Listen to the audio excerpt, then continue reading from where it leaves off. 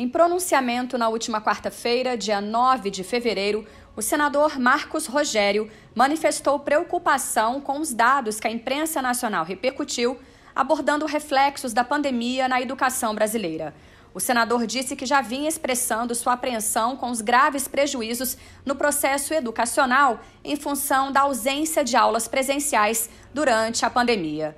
O dado mais relevante dá conta do crescimento de 66% do número de crianças com 6 e 7 anos que ainda não sabem ler ou escrever. O senador liberal ressaltou que é necessário recuperar o tempo perdido no processo de alfabetização e nas demais fases do ensino público e também do ensino privado. Para ele, é necessário assegurar aos alunos prejudicados com a suspensão das aulas presenciais medidas como aulas de reforço e contraturno e a criação de um programa especial para alunos de ensino médio, oferecendo a possibilidade de revisão de conteúdo. Confira na íntegra o discurso do senador liberal. Senhor presidente, senhoras e senhores senadores, aos que nos acompanham pelo sistema de comunicação da TV Senado, minha saudação. Eu quero, antes de iniciar meu pronunciamento, senhor presidente, fazer um registro aqui da presença do doutor Guilherme Erce, está nos acompanhando na sessão do Senado, filho de um ilustre senador dessa casa, de saudosa memória, Moreira Mendes, também foi deputado federal e um grande brasileiro, um grande defensor do agronegócio brasileiro e que deixou sua marca nos anais desse Senado Federal, do Congresso Nacional. Bem-vindo a essa Casa do Parlamento Federal. Senhor presidente, senhoras e senhores senadores, eu quero manifestar também minha preocupação com os dados que a imprensa nacional repercutiu nesta semana, tirados da nota técnica divulgada pela organização Todos pela Educação, abordando reflexos da pandemia na educação brasileira, senador Chico Rodrigues. O dado mais relevante dá conta do crescimento de 66% do número de crianças com 6 e 7 anos que ainda não sabem ler ou escrever. Em 2019, eram 1.400.000 crianças. Em 2021, esse número saltou para 2,4 milhão de crianças. 2,4 milhão de crianças entre 6 e 7 anos que não sabem ler e escrever, embora já estejam na idade de alfabetização. 1 milhão a mais do que em 2019. Eu expressei essa preocupação, senhor presidente, no âmbito da CPI, da pandemia e em outros âmbitos, porque via, assim como grande parte do país também vê, os gravíssimos prejuízos que víamos sofrendo no processo educacional em função da ausência de aulas presenciais. Pensar em uma boa educação é pensar no futuro do país. O Brasil vinha de um declínio histórico em sua educação em função das políticas superficiais engendradas pelos governos anteriores. Nossos índices nos programas de avaliação internacional, como o PISA, vinham caindo.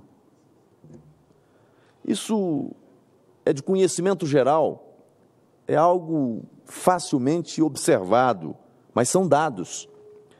Depois, quando se esperava uma reação do sistema educacional, veio a pandemia. Veio a pandemia. E agravou ainda mais essa crise. Esses dados negativos agora divulgados já eram esperados, infelizmente. E o problema não está apenas na educação infantil, está em todo o sistema educacional, incluindo o nível superior e as pós-graduações. Não podemos nos esquecer que, durante os anos de 2020 e 2021, muitos setores da política nacional, parte da imprensa e da elite brasileira, não quiseram discutir muitos dos problemas reais da pandemia, preferindo politizar o tema. Politizar o tema.